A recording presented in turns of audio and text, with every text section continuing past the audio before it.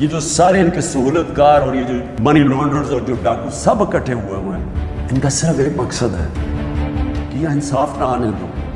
عمران خان کو میری کیا لڑائی ہے ان سے؟ لڑائی یہ ہے کہ یہ وہ چیز کہہ رہا ہے کہ اس ملک میں اگر انصاف آیا تو جو ہم یہاں عیاشیاں کرتے ہیں، پیسہ چوری کر کے باہر، بڑے بڑے گھر، قانون سے ہم اوپر، یہ اس سے ڈرے ہوئے ہیں۔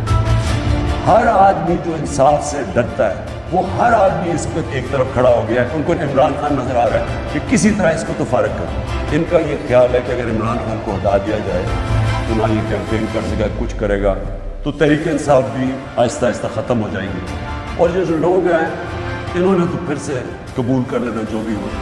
تو اس کے اوپر میری جان بھی خطرے میں ہے اور یہ میری جیب میں ڈالنا چاہتے ہیں۔ آپ کو میں صرف یہ کہنا چاہتا ہوں کہ آپ نے یہ فیصلہ کر لینا ہے کہ عمران خان ہو یا نہ ہو، آپ نے اپنی حقیقی آزادی کی جنگ لڑتے رہنا۔